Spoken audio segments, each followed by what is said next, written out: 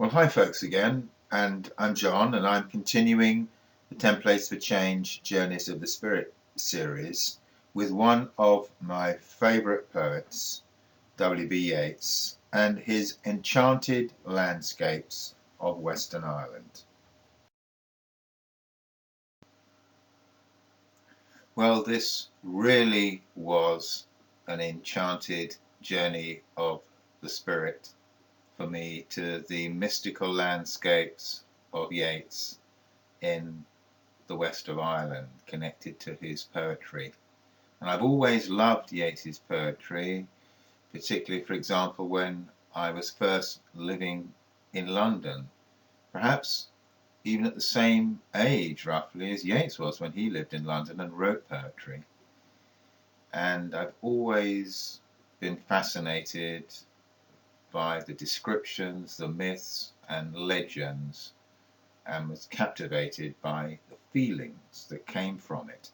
Now, I've been to Ireland many times, but only recently have I actually been able to go to these very landscapes themselves. And when I came to the Lake Isle of Innisfree, it was quite magical, because as I walked down to the lake, it was actually drizzling and rainy and cloudy, and got down to the lake, and very shortly afterwards the sky cleared, the sun came out, and it was this wonderful, wonderful moment there on the loch with the Isle of Innisfree for the first time. What a fantastic experience. So these are pictures that I took myself and quotes that I've chosen from his work. And before I start, just another quote which I've always loved from The Two Trees, which I think is very appropriate for this kind of work.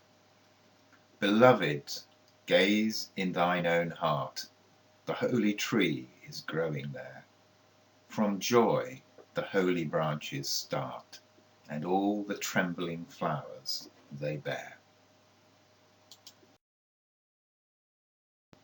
So now we're going to start with a series of photographs and readings from The Stolen Child, beginning at Ross's Point. Where the wave of moonlight glosses the dim grey sands with light, far off by furthest Rosses we foot it all the night.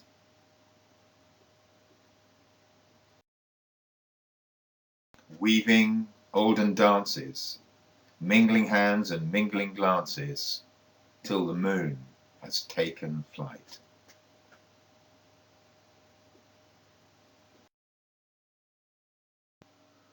And now on to Loch Gill, and continuing with The Stolen Child. Where dips the rocky highland of Sleuth Wood in the lake, there lies a leafy island where flapping herons wake the drowsy water rats.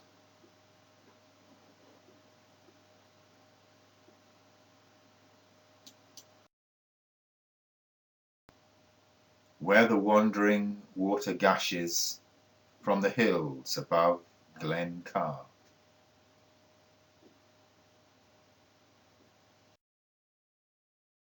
In pools among the rushes that scarce could bathe a star.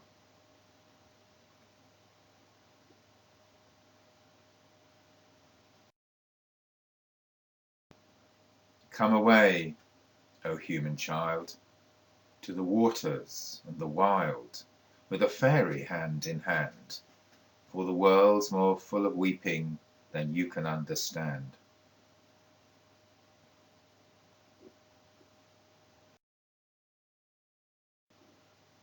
And now to a quote from The Wild Swans at Cool.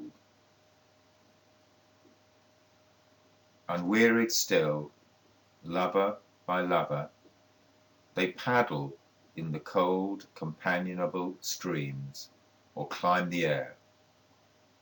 Their hearts have not grown old. Passion or conquest, wander where they will, attend upon them still.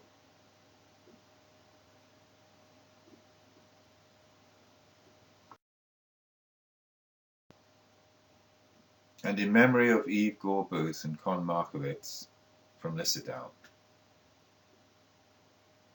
The light of evening, Lissadell, Great windows open to the south. Two girls in silk kimonos, both beautiful. One, a gazelle.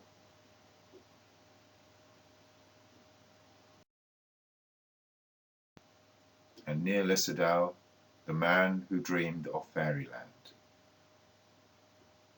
He wandered by the sands of Lissadell. His mind ran on money, cares, and fears, and he had known at last some prudent years.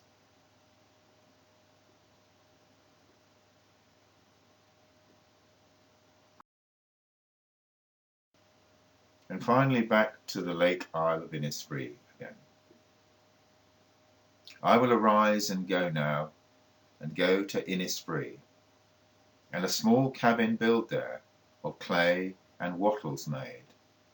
9 bean rows will I have there, a hive for the honey bee, and live alone in the bee-loud glade.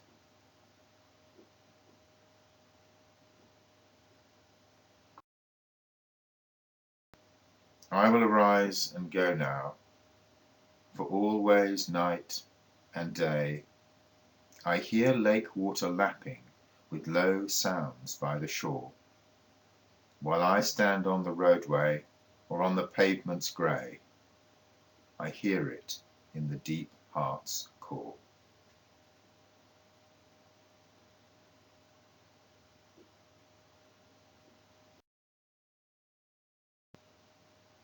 Well, thank you for joining us today with these wonderful quotes from W.B. Yeats and his magical interpretation of those wonderful, enchanted and mystical landscapes that he drew on from his youth. And you can follow all our presentations on Journeys of the Spirit on our website, www.templatestochange.org, and hope to see you there. And all the very best, and bye now.